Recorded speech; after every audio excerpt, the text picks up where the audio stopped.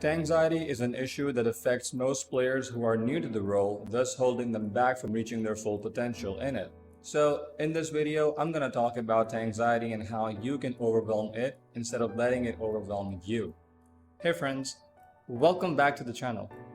If you're a part of Final Fantasy XIV social media groups or you've been playing for a while, you must have come across this term in the past. For those of you who still may not know though, Tankxiety basically refers to a player feeling anxious while playing a tank job or simply by thinking about playing one. This is mainly due to the fact that not only do you have a fair amount of responsibility as a tank, but also because of how some players behave towards sprouts or people who may be fresh to, tanking or any other roles in general.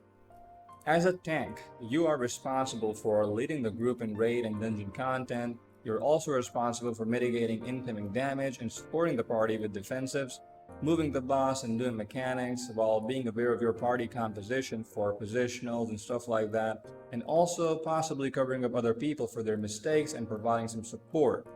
This is a lot of stuff going on, and all this happens while you have to do your own rotation. It can get really overwhelming. Like all other emotions though, anxiety, or in this case, Tankxiety, it can be impacted by the way you yourself perceive things and player conduct itself.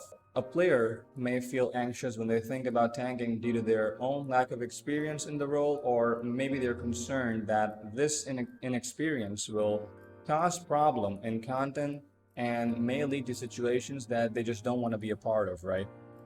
And when these people, these players actually, take a step forward, try tanking out and put in the effort to learn, and of course, we all start from zero and learn as we go, get better at it. If there are, special kind of people in your party, they might just start trash talking or being sarcastic or making jokes and stuff like that, which can really fuel the idea of Tankxiety and make the player not want to play the tank job, and it's essentially nullifying their growth in the game, regardless of whether the player enjoyed tanking or not. That's besides the point. I mean, I know we all like to proclaim that the FF14 community is the best thing ever, and it really is in several ways. There's a lot of good stuff in the community, a lot of helpful people who are just about, helping out and being positive, stuff like that. But like everything out there are, a fair number of bad apples in the community as well, and we've all seen examples of that in game, on social media, Discord servers, stuff like that. So that's just about it.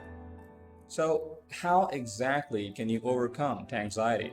Well, the first thing that you need to know, right, is that Tankxiety directly correlates to your experience and skill with tanking, and the only way to get rid of it is to learn how the role itself works, being aware of your responsibility and being comfortable with it, and essentially just being confident in your own skills at the job.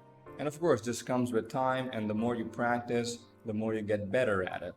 Having the proper knowledge regarding the responsibility of the role and the proper knowledge of the job itself, whichever one you decide to play, will directly reduce your level of Tankxiety and your perception of it, especially as you keep progressing and learning stuff and implementing it and getting better at it, because over time, your growth will essentially overwhelm the Tankxiety that you may have felt before, and you'll be more comfortable with it and taking on more challenges as a tank.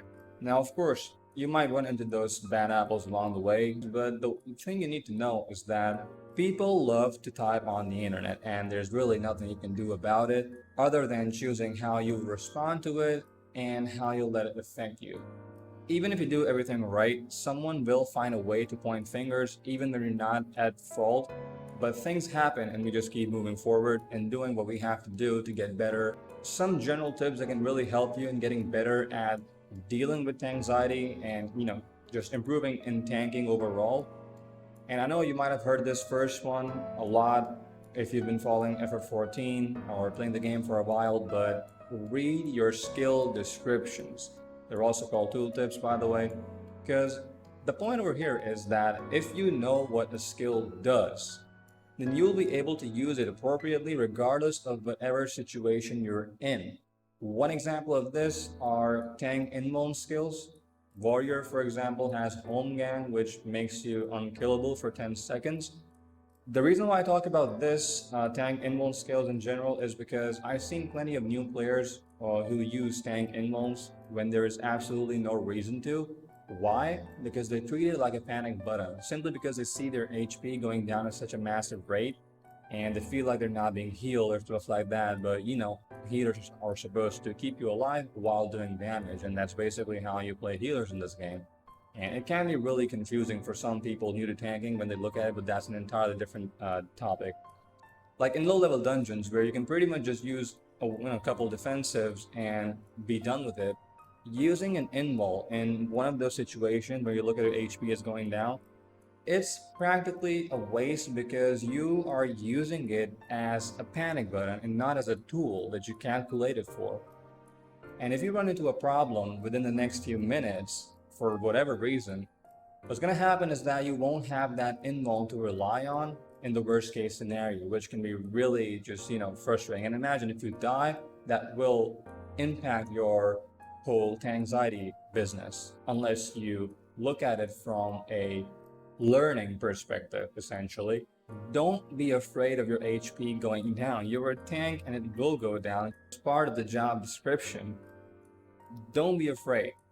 It is exactly why you have to use mitigation. You have it in your toolkit, and also why you have a healer in your party doing all the healing and the extra DPS and stuff like that. Real quick, and this might be of a bit of a help for you guys, but if you're new to tanking and you haven't tanked in any other MMORPGs before, you could try checking out the Hall of Novice in La Nausea. It's outside Hillport. It's nothing fancy, but it will give you a really basic idea of what tanking is like and introduce you to some of the mechanics that are used in content, especially as you move forward through the expansions. Those mechanics are revised, they're sort of like upgraded with more revamped visual cues and stuff like that, but they're still there and can be a helpful experience. However, it is not the entire package, and you should look into reading your tooltips and checking out some tanking guides on YouTube and stuff like that, because a lot goes into improving in this role. Another tip, and this is about tanking cooldowns, is to use defensive cooldowns that have a refresh timer of 120 seconds first. And the reason why I say this is because, like, for example, in dungeon content, right, you have 2 sections of mobs in a dungeon before each boss. So, for example, you pull the first section, like wall to wall, and you start out with a couple of 120-second cooldowns. What happens here is that you're essentially trying to rotate your cooldown so that each time you pull a mob, you have a defensive up for mitigation. It increases your survivability in that whole, one versus all setting. The tank invuln skills, which I mentioned earlier, people use it either as a panic button or they simply just, hold it in dungeon content simply because they feel like there is no need to do it. However, it's a really crucial tool which you can use to essentially just, breeze through some sections of the dungeon. For example, if you start off a dungeon and you use your invul in the first pull, you're essentially providing the healer more time to deal damage and kill the mobs faster, which will increase, the efficiency levels of your content run. So use your invuln skills as more of a strategic tool, as a mitigation, instead of simply as a panic button. If you start off with your 120-second cooldowns, don't forget that you have a bridge mitigation as well. For example, Warrior has Raw Intuition, which is later upgraded into Bloodbedding. Stuff like this is what I call bridge mitigation. It is my own terminology, and the reason why I say that is because it has a low cooldown timer, and it essentially just bridges the gap that you have between your cooldowns while they're on the refresh timer and stuff like that. And you have Dark Knight has TBN, Gunbreaker has Heart of Corundum or Heart of Stone, stuff like that. So those are some examples. Also, do not sleep on your role actions. Some examples are like Arm's Length, Low Blow, Reprisal. Even Rampart is a role action, but people are more familiar with it. The reason why I say this is because I see people make this common mistake of just, forgetting about these actions. Like back in the day when I used to make this mistake, I never used Arm's Length, which was a really, important tool. And once I started using it, I could see the benefits of that skill itself. So don't sleep on them. Read their skill descriptions. They work well, and you can use the idea of cooldown rotation and pairing 120 seconds and stuff like that, which I talked about, on these skills as well. Also, as of patch 6.1, the duty support system has been added to the first half of ARR, which means that all main scenario dungeons from Sestasha to Praetorium can be done with NPC characters. And of course, doing dungeons with NPC characters gives you the very obvious and important advantage of earning practical experience with the role without having to deal with the possibility of bad apples. So I advise you to use this to its fullest, because there's really nothing better than a practical run to, improve at the thing in which you're not very good at.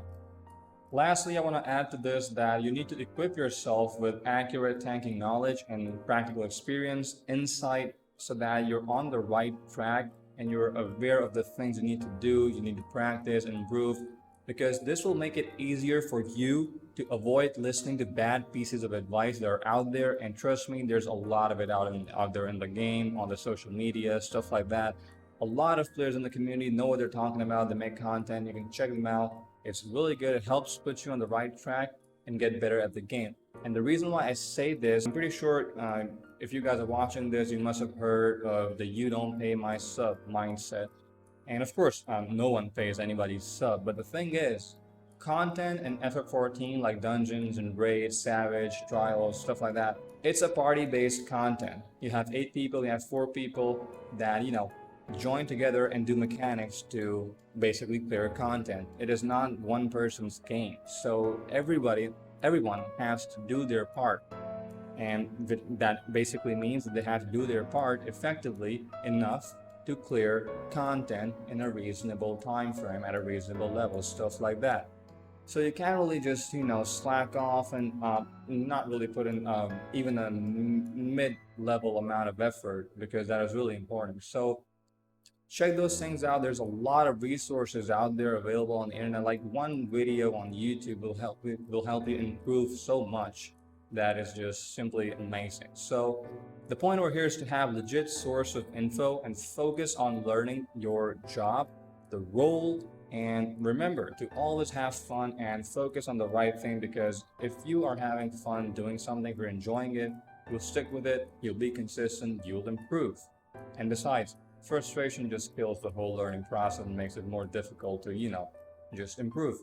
So that's pretty much it for the video. I hope this helps you out in dealing with Tankxiety in a much more, efficient way, channeling your focus on the right things. And that's pretty much it. If you enjoyed the video, make sure to show some support, comment down below, let me know what you think about this, what you do to deal with Tankxiety if you've ever been in that position. I know a lot of people make these posts on social media talking about how they don't want to play tanks for a plethora of reasons. So I just thought that this would be a good topic to talk about in a video. So yeah, that's pretty much it. Thank you very much for watching, and I'll catch you in the next one. See you, friends.